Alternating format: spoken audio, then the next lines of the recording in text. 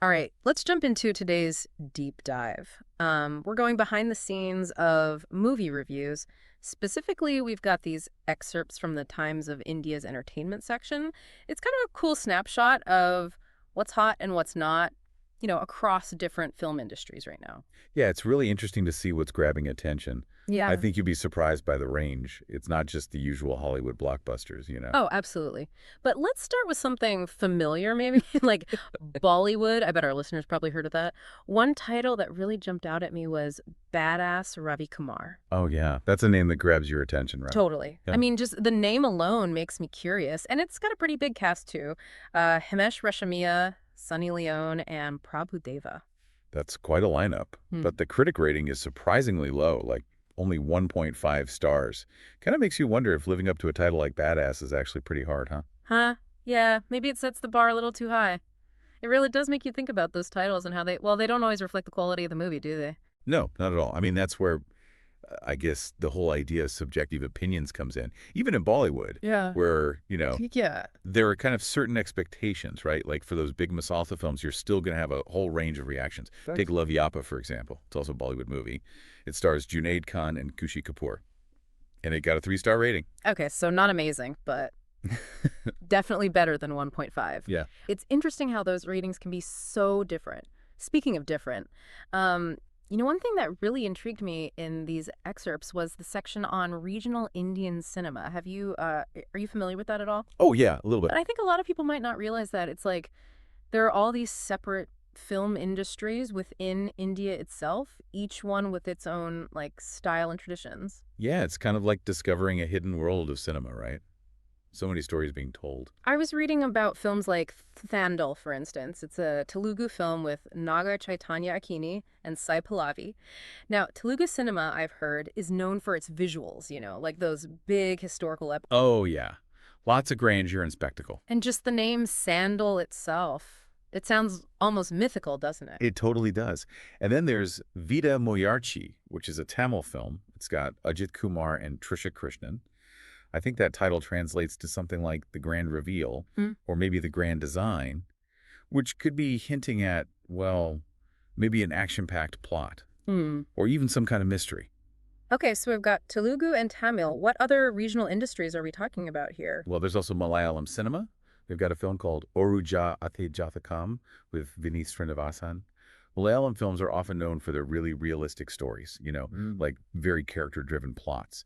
Then there's Gauri from the Canada film industry. That one stars Samarjit Lankish and Sanya Iyer. Yeah. And we've got Omar Shangi, which is from Bengali cinema, featuring Vikram Chatterjee and Sohini Sarkar. Wow, so it's incredible to think about all these different, filmmaking styles all existing within one country. Yeah, it's amazing. It really makes you wonder, though, do you think those regional differences actually influence the critic ratings at all? That's a really interesting question. I mean, even professional critics have their own preferences, right? Sure. And their own biases, whether they realize it or not. And I think since the critics for the Times of India are probably, more familiar with Indian cinema as a whole, their expectations for a Telugu film might be totally different from, say, a Bengali film. So a 3-star rating in one region might not actually mean the same thing as a 3-star rating in another. That's something to think about for sure. But I'm also curious about what the Times of India is highlighting outside of India. They included some international films, right? They did. They highlighted Conclave, which is an English film. It stars Ralph Fiennes and Stanley Tucci, and it got a pretty solid 4 stars. Oh, nice. That actually makes me think about there's this trend we're seeing in international cinema right now where films that are really diving into historical events or, historical figures, they seem to be having a moment. Oh, interesting. So Conclave might be tapping into that then. I'm definitely adding that to my list. And they had other English films listed too, like Companion, My Hero Academia, You're Next, and Queer, which shows they're covering a pretty good variety of genres. Yeah, definitely. The world of cinema is huge. But I think it's worth pausing here for a second because we've been talking about these critic ratings. Yeah, Do they even really matter? that's a great question. I mean, who are these critics to tell us what's good and what's bad, right? Exactly. On the one hand, they're professionals, I guess. Like, they watch and analyze films for a living. So they probably have a more, how do you say it? A more trained eye for detail and storytelling techniques than, than the average viewer. Yeah, that's true. They can point out things that we might miss and provide context that we might not have. Right. Like they can help us understand the filmmaker's intentions, but on the other hand, But then there's the whole idea of taste being subjective. exactly. What one person finds brilliant, another person might find totally boring. So who's to say that the critic's opinion is any more valid than, than yours or mine? Exactly. And I think, really, a critic's job isn't to tell us what to think. It's more about offering their perspective and kind of, stimulating discussion. Yeah, I think that's a good way to put it. It's up to us to decide if their opinions resonate with us or not. Sometimes I avoid reviews altogether, actually, because I want to experience the film without any, preconceived notions. But other times, I'll read a few reviews afterward, just to see if my take aligns with the critics or if they notice something that I missed. I do that too. Sometimes a review can really help you appreciate a movie on a deeper level. Like maybe you enjoyed the story, but then the review makes you realize that the director was using, say, certain camera angles or music cues to create a specific mood, Oh, yeah, totally. and that just adds a whole other layer to your understanding. So it's more about using reviews as a tool, then, for exploration and conversation, rather than some kind of definitive judgment on the film. Exactly. It's just one voice in a larger chorus of opinions. You've got the critics, you've got the general audience, you've got your friends, and you've got your own inner film critic. Haha, that's true. But let's be real for a second. Sometimes, even the most insightful review, it can't compete with a friend's recommendation. Oh, absolutely. Word of mouth is so powerful, Yeah. especially these days with social media and everything. Yeah, I know I'm way more likely to check out a movie if a friend raves about it, even if the critics hated it. Right. It's like, okay, if they loved it, maybe I will too. Exactly. You get that sense of shared taste. And that kind of excitement that comes with it. And that's something that critics just can't replicate. They can offer their analysis, but they can't capture that personal connection that you feel when someone recommends something. It's true. It makes the whole experience more meaningful. Like they're inviting you to share in their enjoyment, which makes you want to see the movie even more. Exactly. And it makes me think about how we talk about movies with each other, too. It's not just, oh, this movie got 4 stars, you should watch it. It's more about sharing those emotional reactions, the things that surprised us, the characters we connected with. It's that personal element that really drives our choices. It all comes back to that shared experience, doesn't it? Movies have this power to connect us. Definitely. They spark conversations, create memories. And those connections are often forged through those recommendations. Yeah. And that shared enthusiasm. This is making me really think about my own approach to choosing movies. Do I rely on critics? Or am I more drawn to certain titles or genres or what my friends are watching? I think it's a bit of everything, honestly. But more and more I find myself kind of drawn to those films that offer something different, something outside my usual comfort zone. That's great. It's so easy to get stuck in a rut, watching the same types of movies over and over. Yeah, for sure. Branching out, exploring different genres, checking out different directors, different cultures. That's where you discover those hidden gems, right? Exactly. And speaking of expanding horizons, what about all those regional Indian films we were talking about earlier? I'm ready to dive deeper into those cinematic treasures. Let's do it. We can journey beyond Bollywood and explore the richness and variety of regional Indian cinema. Okay, I'm game. So are we going to choose one region to focus on, or are we doing a whirlwind tour of all of them? Let's start with a region that often captures people's imaginations, Telugu cinema. Okay, Telugu cinema it is. I remember that film, Thandal. The title alone sounded so epic and mythical. It did. What can you tell us about this region and what makes its films unique? Well, Telugu cinema, also called Tollywood, it's one of the largest film industries in India, actually, and they're known for their grand-scale, elaborate dance sequences and a real penchant for mythology and folklore. Oh, interesting. So, we might see gods and goddesses. Oh, yeah. Epic battles, that kind of thing. You might. Telugu filmmakers often draw inspiration from those ancient epics, like the Mahabharata and the Ramayana. I can see why the title Sandal sounded so mythical now. It's built into their storytelling tradition. Exactly. But it's not all mythology and history, right? No, not at all. What other genres are popular in Telugu cinema?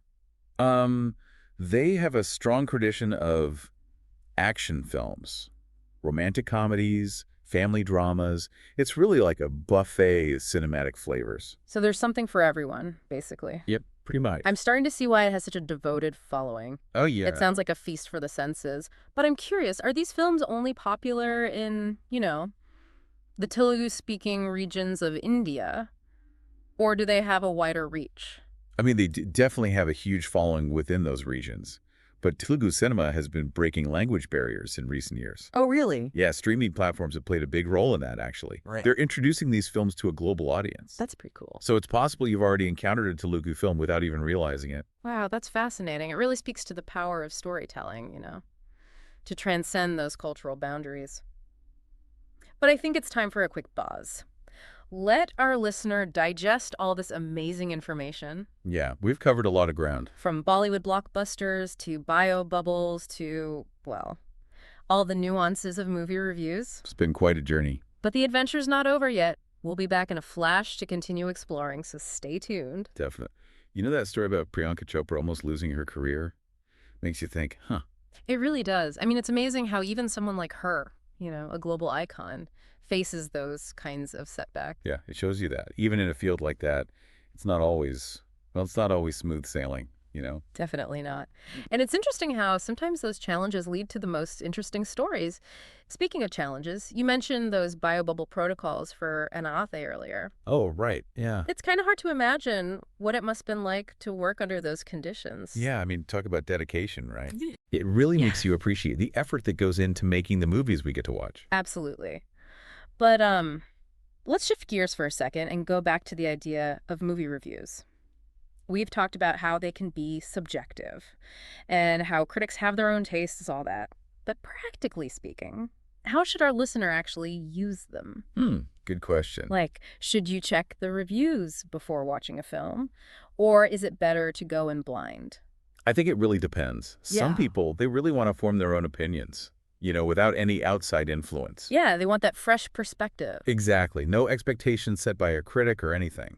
I get that. There's something exciting about discovering a film on your own terms. Totally. But then, on the other hand, some people actually find that reading reviews beforehand can actually enhance their viewing experience. Right, because a critic might, well, they might point out themes or symbolism that you wouldn't have noticed otherwise.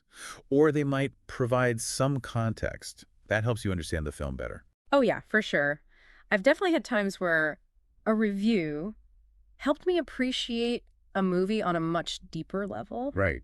Like, maybe I enjoyed the story, but then the review made me realize, oh, the director was using certain camera angles or specific music cues to create a certain mood. Yeah, exactly. And it just adds this whole other layer to your understanding. Reviews can be a really valuable tool for interpretation and analysis. So it's not about, letting the critic tell you what to think. No, definitely not. It's more about finding what works best for you as a viewer. Exactly. Do you want the surprise of the unknown, or do you prefer a little guidance? It's totally up to you. But let's be honest, sometimes even the most insightful review just can't compete with a friend's recommendation. Oh, 100%. Word of mouth is so powerful. It really is. Especially now, with social media and everything. Right, everyone's sharing their opinions online. It's like, we trust our friends' opinions. Yeah, I know if a friend tells me they loved a movie, I'm way more likely to check it out, even if, the critics weren't impressed. It's like, okay, if they loved it, maybe I will too. Yeah, exactly. There's that sense of,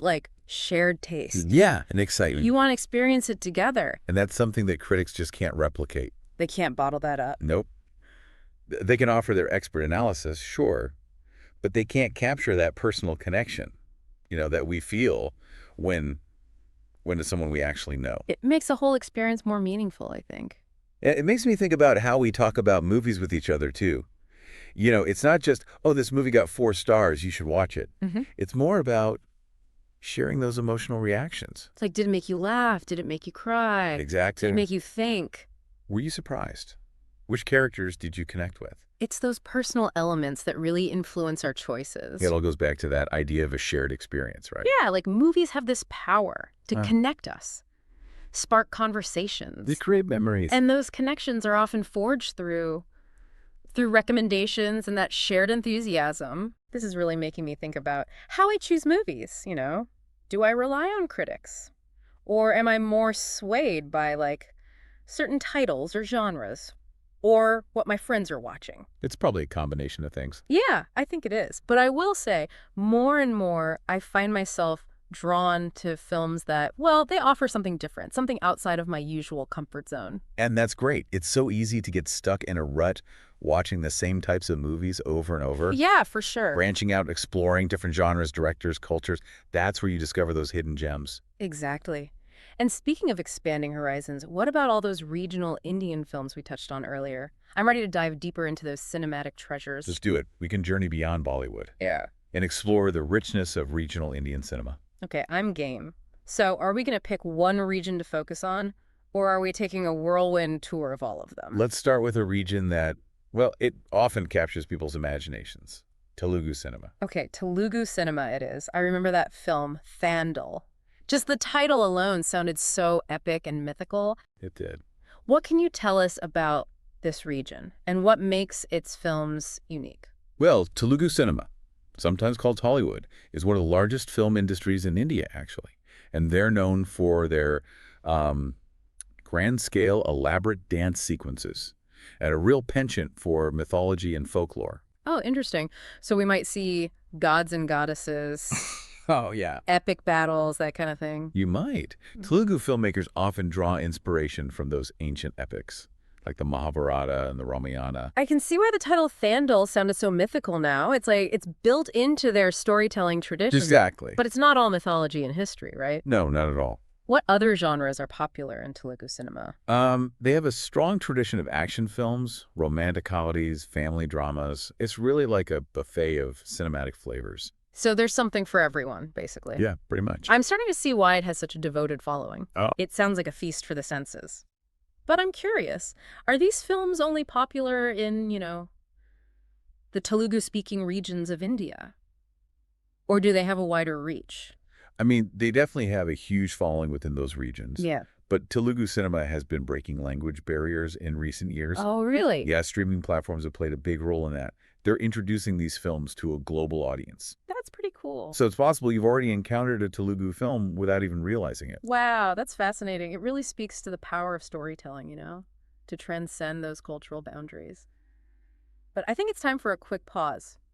Let our listener digest all this amazing information. Yeah, we've covered a lot of ground. From Bollywood blockbusters to bio bubbles to all the nuances of movie reviews. It's been quite a journey. But the adventure's not over yet. We'll be back in a flash to continue exploring, so stay tuned. All right, we're back. And ready to really jump into the world of Telugu cinema.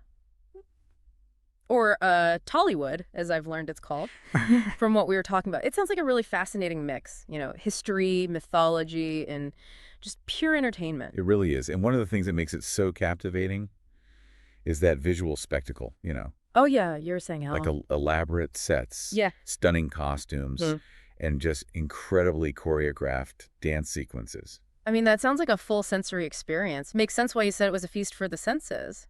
Are there any, particular directors or actors from Tollywood that our listeners should keep an eye out for? Oh, absolutely. S.S. Rajamouli is a director who's been making waves, both in India and internationally. I think I've heard that name. Yeah, his films like Bahubali and RRR have just broken box office records and gained a huge global following. Those titles do sound familiar. He's got a real knack for blending those epic stories with breathtaking action sequences. I might have even seen trailers for those. Yeah, they're visually impressive, that's for sure. What about actors? Any big names in Tollywood? Oh, yeah, tons. You've got Prabhas, who gained a lot of international recognition for his role in Bahubali. And then there's Allu Arjun. He's known for his really charismatic performances and impressive dance skills. So they've got the whole package there. Yeah, and of course, we can't forget the actresses like Samantha Ruth Prabhu and Kajal Agarwal. They bring so much depth and nuance to their roles. It's really making me realize how much we tend to focus on, Hollywood and maybe a handful of Bollywood stars, when there's this whole other world of cinema out there. It's true. And it makes you wonder, why should our listener care about regional Indian cinema? Right. What makes it worth exploring? Well, for one thing, it offers a different perspective, I think, on Indian culture and society. Oh, how so? Bollywood often presents kind of a glamorous and idealized version of India, Okay, I see what you mean. But regional cinema tends to be more grounded. in the realities of everyday life. So it's a different lens, Exactly. different way of seeing things. Regional films often delve into social issues, local traditions, the complexities of human relationships. Yeah, they get into the nitty-gritty. Exactly.